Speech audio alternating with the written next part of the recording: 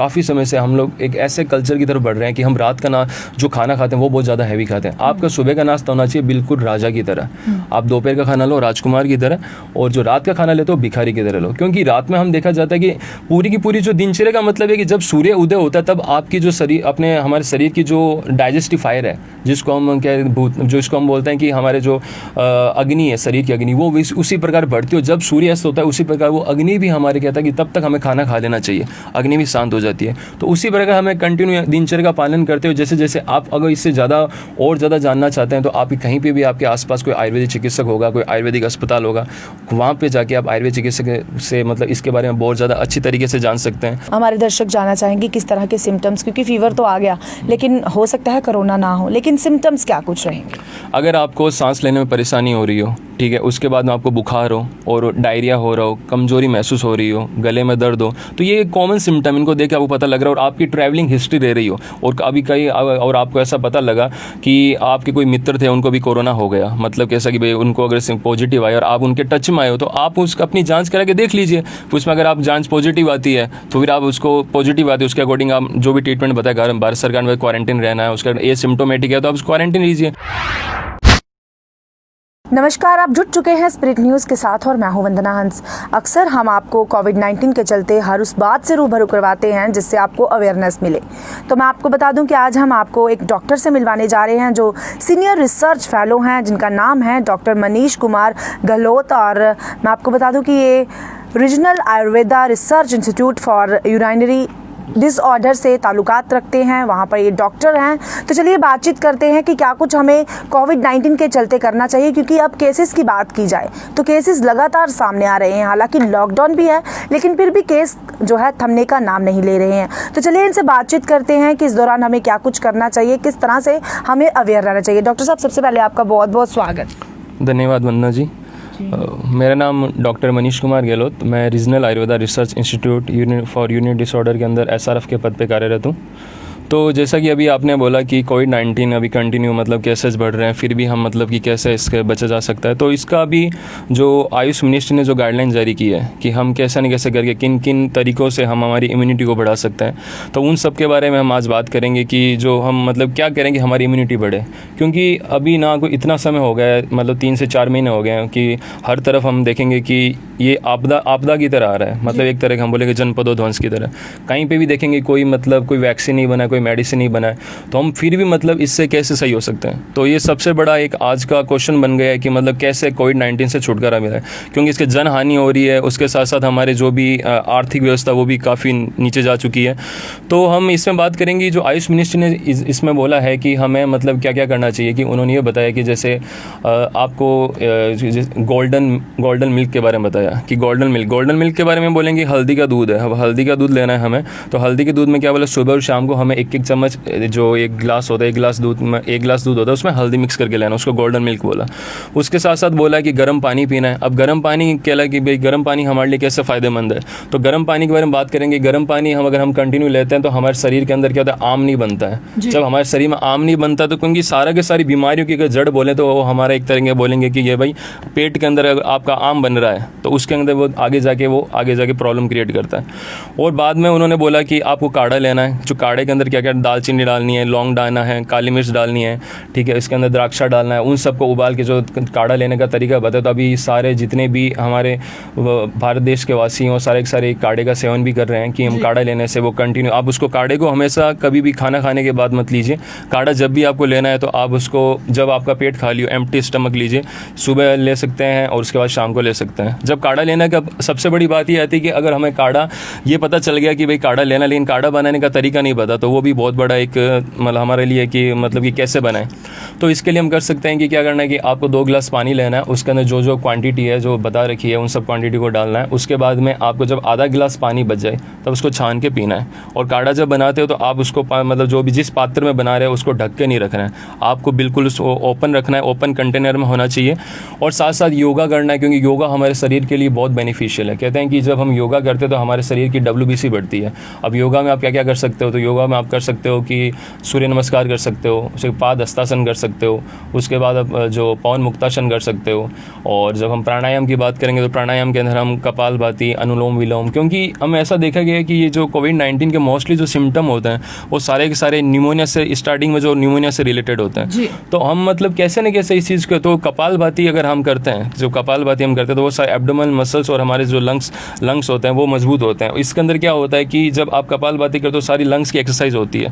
और जो दूसरा बात करते हैं हम, जैसे कि हम भ्रामरी की बात करते हैं, तो भ्रामरी में क्या होता है कि हम अगर हम ये करते हैं तो ये हमारे त्रिदोष शामक है, तीनों दोषों का शमन करता है, वात पित्त कफ, और आयुर्वेद इसी पे कार्य करता है जी। और आगे लेके चलेंगे तो हम ऐसा बताएंगे इसमें हम, और जो च्यवनप्राश एक एक चम्मच जो च्यवनप्राश का बताया कि आप सुबह और शाम को एक एक च्यवनप्राश ले सकते हैं, वो भी क्योंकि च्यवनप्राश भी एक इम्यूनिटी का बूस्टर का बहुत अच्छा मतलब साधन बताया कि एक तरह का आयुर्वेद के अंदर सबसे एक बहुत अच्छी औषधि है। रसायन, इसको रसायन के रूप में सेवन किया जाता है, ये हमारे च्यवन ऋषि ने बनाया था। काफ़ी अच्छी औषधियों के नाम आपने लिए हैं, लेकिन बड़ा सवाल यहाँ पर ये है कि हर कोई अपनी इम्यूनिटी सिस्टम जो है उसे बढ़ाना चाहता है। तो इस दौरान हमें क्या कुछ करना चाहिए कि हमारा इम्यूनिटी सिस्टम जो है वो ज़्यादा से ज़्यादा बढ़े? देखो मैडम, मैं ये बात करना चाहूँगा कि इम्यूनिटी जो सिस्टम होता है वो एक दिन का कार्य नहीं है। हमने अगर माना कि जैसे कि मैं चाहता हूँ कि मैं मार्केट से कोई ऐसे इम्यूनिटी, आज मार्केट में इतने ज़्यादा इम्यून टॉनिक चल रहे हैं कि मतलब हर जगह ये चल रहे हैं कि भाई इम्यूनिटी सिस्टम के, ये आपकी इम्यूनिटी को बढ़ाएगा, हर चीज़ मार्केट में ऐसा आ गया। तो इम्यूनिटी को बढ़ाने के लिए हमें थोड़ा प्रयास करना पड़ता है, कुछ दिन का गैप लेना पड़ता है कि जैसे कि आप कोई मेडिसिन ले रहे हो तो अगर ये डिपेंड करता है कि आपका शरीर उसको कैसे मेंटेन करता है, आपकी प्रकृति क्या है, वो सब इससे मेंटेन करेगा। तो इम्यूनिटी बढ़ाने के लिए हम जैसे कि अब सब मोस्टली सबसे ज़्यादा गिलोय, आपको गिलोय की संस्पनी वटी चल रही है, गिलोय की 2 गोली सुबह शाम ले सकते हो आप, कि जो एम्प्टी स्टमक ले सकते हो। उसके साथ साथ सबसे बड़ी बात है कि जो अपने जो IU64 है, जो CCRS आयुष मिनिस्ट्री की जो खोज है उसके अंदर उस मेडिसिन को ले सकते हो, वो एंटीवायरल है, उस पर भी काफ़ी रिसर्च और हो रहा है। कितना फ़ायदेमंद ये जो आपने टैबलेट बताई, कितनी फ़ायदेमंद? ये मतलब जहाँ पे भी मतलब अभी कोरोना के पेशेंट रखे जा रहे हैं और जो भी मतलब आयुष मिनिस्ट्री और आयुर्वेद के दौरान जो ट्रायल हो रहे हैं मोस्टली इन मेडिसिन पे हो रहा है कि कैसे न कैसे कि गिलोय, कोविड-19 के चलते पेशेंट हैं उनको ये दवाई दी जा रही है, उनको संस्पनी वटी दी जा रही है, IU64 दिया जा रहा है, व्योषादि वटी दी जा रही है, च्यवनप्राश दिया जा रहा है, अश्वगंधा, उसके साथ अश्वगंधा, गिलोय, और ये जो मेडिसिन है उसके साथ साथ हमें पीपली, ये मेडिसिन दी जा रही है, उनके रिजल्ट देखे जा रहे हैं। जी। चलिए, आपने ये भी कहा कि जिन्हें कोविड-19 जो पेशेंट हैं उनको ये सब दिया जा रहा है और वो कहीं ना कहीं रिकवर करते हैं, लेकिन आज एक लोगों के मनों में एक सवाल है, जब किसी को भी फीवर रहता है तो उनके मन में एक फोबिया ज़रूर है कि शायद हमें कोरोना हो चुका है। तो क्या ऐसा है कि जिसको भी फीवर होता है उसे कोरोना ही है या उसके अलावा कुछ और भी जिस तरह से रहता है? क्या इसके बारे में क्या? तो ये आपने बहुत ही अच्छा क्वेश्चन किया कि आज में हर किसी को भी अगर वायरल फीवर हो रहा है, जो वायरल फीवर पहले भी होते थे, मतलब अभी घर में भी किसी को फीवर हो गया तो उसको क्या लगता है कि हमें कोरोना तो नहीं होगा, फिर उनके दिमाग में तरह तरह के विचार आने लगते हैं, क्योंकि ये इतना ज़्यादा एक भयानक रूप ले चुका है। क्योंकि सबसे बड़ी बात है, शारीरिक व्याधि के साथ साथ हमें शारीरिक इम्यूनिटी के साथ साथ मानसिक इम्यूनिटी भी बढ़ानी पड़ेगी। मानसिक इम्यूनिटी कैसे बढ़ेगी? हमें इन चीज़ों से जो मतलब कि अफवाहें फैल रही है हर जगह देखेंगे, उन जो व्हाट्सएप हो, फेसबुक, उनसे भी बचना पड़ेगा। अब हमें क्या करना है कि कोविड-19 जो सिम्टम है उनको हमें देखना पड़ेगा। किस तरह के सिम्टम्स जो हैं, हाँ। हमारे दर्शक जानना चाहेंगे किस तरह के सिम्टम्स, क्योंकि फीवर तो आ गया लेकिन हो सकता है कोरोना ना हो, लेकिन सिम्टम्स क्या कुछ रहेंगे? अगर आपको सांस लेने में परेशानी हो रही हो, ठीक है, उसके बाद में आपको बुखार हो और डायरिया हो रहा हो, कमजोरी महसूस हो रही हो, गले में दर्द हो, तो ये कॉमन सिम्टम, इनको देख के आपको पता लग रहा है, और आपकी ट्रैवलिंग हिस्ट्री रह रही हो और अभी कहीं और आपको ऐसा पता लगा कि आपके कोई मित्र थे उनको भी कोरोना हो गया, मतलब कैसा कि भाई उनको अगर पॉजिटिव आया और आप उनके टच में आए हो, तो आप उसका अपनी जांच करा के देख लीजिए। उसमें अगर आप जांच पॉजिटिव आती है तो फिर आप उसको पॉजिटिव आती है उसके अकॉर्डिंग आप जो भी ट्रीटमेंट बताया, भारत सरकार में क्वारंटीन रहना है, उसका ए सिम्टोमेटिक है तो आप क्वारंटीन लीजिए। बड़ी अच्छी बात कही आपने कि उनको जांच करवा लेनी चाहिए, लेकिन कई लोग खुद को छुपाते हैं कि कहीं हमें कोरोना ना निकल जाए या हमें लोग ये ना देखने लग गए कि हमें कोरोना है। तो उन लोगों को क्या मैसेज देना चाहेंगे? आप एक डॉक्टर हैं, किस तरह से वहाँ पर ट्रीटमेंट किया जाता है, क्या कुछ आप कहेंगे उनको? देखो, मैं उन सभी को एक ही बात कहना चाहूँगा कि अगर जिनको मतलब कि लगता है कि वो कोरोना पॉजिटिव केस हैं, उनको लगता है तो उनको तुरंत जाके गवर्नमेंट के जो सरकारी हॉस्पिटल है वहाँ जाके उपचार लेना चाहिए, एडमिट होना चाहिए। अगर एसिम्टोमेटिक है तो गवर्नमेंट के जो प्रावधान है उसके अकॉर्डिंग वो मतलब ये क्वारंटाइन रह सकते हैं, और जो आयुष मिनिस्ट्री ने गाइडलाइन जारी की उसके अकॉर्डिंग वो सेवन कर सकते हैं। अगर आप ये चीज़ें नहीं करते हो तो इसके साथ साथ आपके परिवार में भी संक्रमण फैल सकता है, आसपास के लोगों में भी, फिर वो आगे जाके फिर व्यापक रूप ले लेगा। तो इसके लिए अगर किसी को भी कोरोना हो तो उसे डरने की जरूरत नहीं है। अगर आपको हो गया तो आप जाके डॉक्टर से जो भी बात है वो उनको बताइए कि ऐसी मतलब कि आपकी हिस्ट्री थी या फिर आपको सिम्टम आ रहे हैं, तो उसके अकॉर्डिंग वो ट्रीट करेंगे। तो इससे डरने की जरूरत नहीं, क्योंकि हम अगर किसी चीज़ से जितना ज़्यादा डरते हैं वो हमारे शरीर पे और मानसिक रूप से इतना ज़्यादा मतलब कि भयानक रूप ले लेता है, फिर हम उस चीज़ को मतलब कि समझ नहीं पाते। तो हमें मानसिक संतुलन बनाए रखने के लिए आप योगा कीजिए, प्राणायाम कीजिए, साथ में जो आयुष मिनिस्ट्री की जो गाइडलाइन है उनको सेवन कीजिए, जो बता रखा है उन्होंने कि काढ़ा पीना है, गिलोय घनवटी लेनी है, च्यवनप्राश लेना है, योगा करना है, उसके साथ साथ और आपको गर्म पानी पीना है। जब भी आपको ऐसे सिम्टम आने लगे तो आप नॉर्मल जैसे लगे कि भाप लेनी है, अजवाइन डाल के भाप ले सकते हैं। उसके साथ साथ और जो मेडिसिन बताई गई है, त्रिभुवन रस बताया गया है, वो जो मेडिसिन बताए उन सबको सेवन कर सकते हैं। चलिए, एक अहम सवाल, जिस तरह से आपने कहा कि आप आयुर्वेदा की गाइडलाइंस पर चलें, क्या आयुर्वेदा की तरफ से कोई ऐसी ऑनलाइन यहाँ पर कुछ देख सकते हैं हमारे दर्शक, क्योंकि आजकल ऑनलाइन का ज़माना है, फेसबुक का, यूट्यूब का, तो क्या आपकी तरफ से कुछ ऐसी सुविधाएं जो हैं वो दी गई हैं? आप आयुष मिनिस्ट्री की जो हमारी जो CCRS की वेबसाइट है वहाँ जाके, या फिर जो भी आयुर्वेदिक हॉस्पिटल आसपास आप, क्योंकि हमने ये भी देखा गया कि आसपास में जो कहीं में किसी ने बोला कि आपको काढ़े का सेवन करना है, तो लोगों की जो क्वांटिटी है वो डिसाइड नहीं कर पा रहे। गोल्डन मिल्क का बोला तो वो गोल्डन मिल्क में 2-2 चम्मच हल्दी डाल रहे हैं, तो वो उनके लिए बहुत इंजूरियस है, आगे जाके फिर बहुत प्रॉब्लम क्रिएट करेगा। हल्दी की बात की जाए तो कितनी हल्दी डालनी चाहिए एक गिलास में? हमें इसको डिसाइड करना 3 से 4 ग्राम। अगर हम एक हमारे मिल्क का गिलास है, ठीक है, उसके अंदर हम 500 ml का जो मिल्क का गिलास है, ठीक है, 250 ml को जो जिसका लेता है उसके अकॉर्डिंग, उसमें अगर आप हल्दी डालते हो तो उसमें आप देखिए कि आप 1-2 दिन डाल में ऐसे कोई सिम्टम आ रहा है, आपको लग रहा है कि मतलब शरीर में ज़्यादा गर्मी या फिर कोई अदर प्रॉब्लम क्रिएट हो रही है, तो उसकी डोज आप कम कर लीजिए।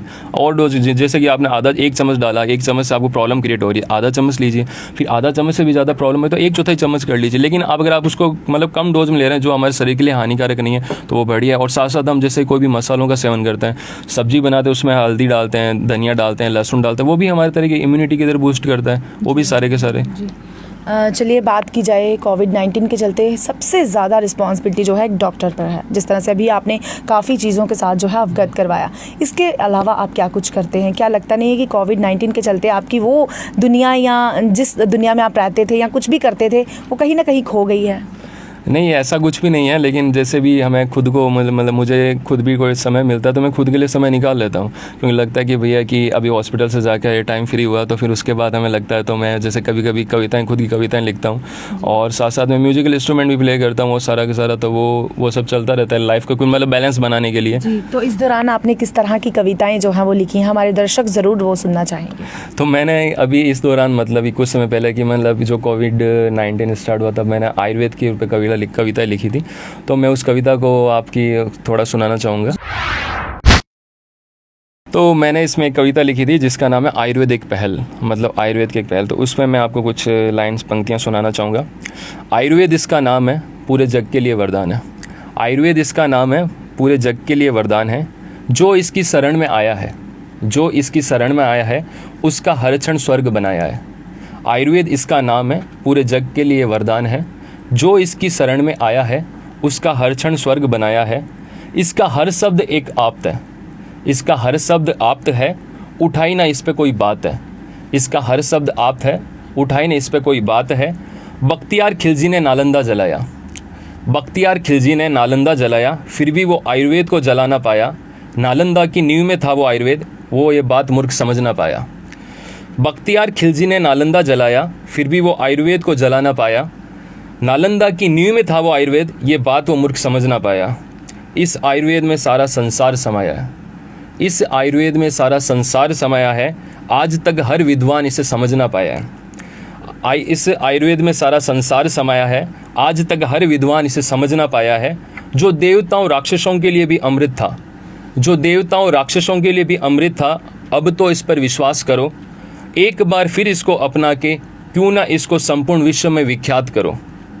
यह कोई विदेशी धरती से नहीं आया है, यह कोई विदेशी धरती से नहीं आया है, ये हमारे भारत की पहचान है।